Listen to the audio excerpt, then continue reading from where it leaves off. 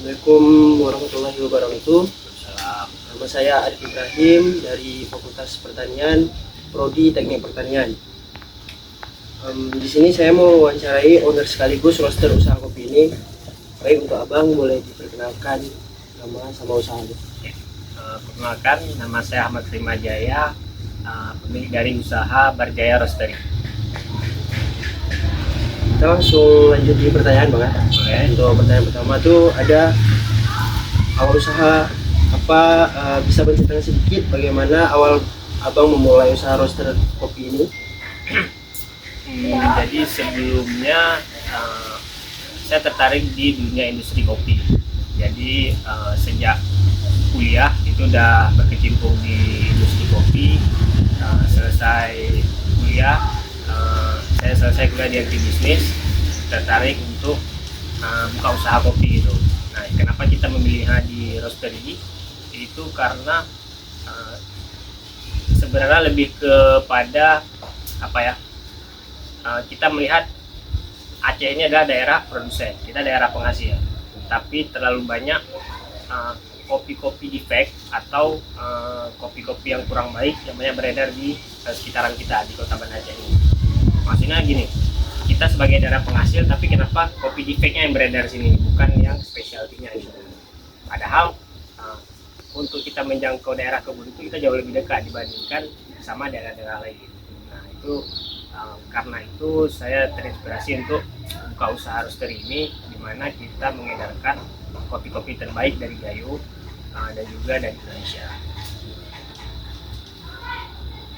Terus kita lanjut pertanyaan kedua, proses produksi bang.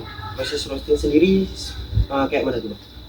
Kalau proses roasting itu adalah pemanggangan. Jadi dari green bean dipanggang kemudian bisa menjadi roasted bean. Nah, biasanya kita menyesuaikan antara kebutuhan si customer. Si customer kebutuhannya untuk kebutuhan coffee shop atau untuk kebutuhan rumahan atau malah untuk seduhan manual brew atau espresso mesin gitu. Nah, biasa kita meroasting itu sesuai sama kebutuhan customer, baik mereka mau request light to medium muda sampai ke dark roast. Kalau proses light, medium sama dark brew itu bedanya apa tuh bang? Jadi itu?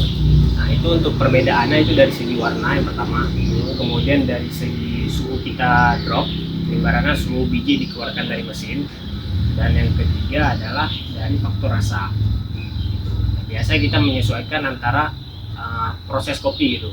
Misalnya untuk proses kopi specialty seperti full roast, natural, honey, itu biasa kita keseringan mainnya di medium roast untuk kebutuhan customer yang suka karakter lebih ringan seperti seduhan manual brew seperti V60, French press. Tapi kalau untuk kebutuhan espresso mesin, baik itu dari segi rumahan ataupun bisnis, itu kita biasanya mainnya di proses semi wash atau wet hang. Nah itu di roasting dengan level medium muda. Karena targetnya kita mau mencapai karakter body yang tebal, bold, dan juga karakter coklat dari si kopi itu bisa lebih keluar. Kita lanjut di pertanyaan tantangan. Dalam menjalankan usaha ini, tantangan yang paling sering abang hadapi itu apa? Kalau tantangan sering kita hadapi itu adalah yang pertama mungkin dari segi bahan baku ya. Karena kan kopi ini setahun itu panennya 2 kali, khususnya untuk Gayo.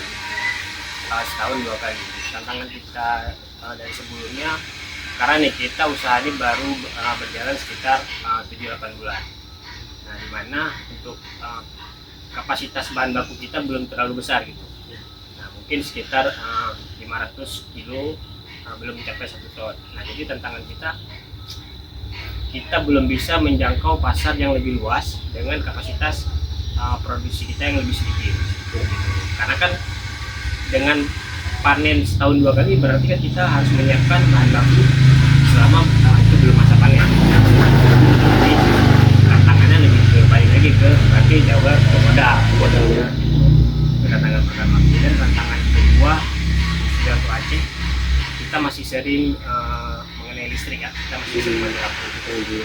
Jadi kan ketika kita lagi ngerosting, ketika mati lampu itu biasanya biji yang kita roasting itu fail, gagal karena listriknya mati tengah jalan gitu. Ibaratnya biji yang kita mau nargetin masanya di level roast mana itu nggak tercapai.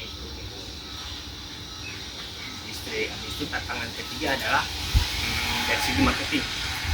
Kita kan ini bisa dibilang industri rumahan. Kita bisnis di rumah, kita menggunakan tempat apa yang ada gitu, kita menggunakan garasi rumah, dimana kita membutuhkan tim marketing untuk promosi produk yang kita edarkan. Karena kan untuk saat ini kita timnya masih terdiri dari 4 orang, dimana ada tim produksi, tim marketingnya 1 orang, kemudian 1 lagi kita ada finance.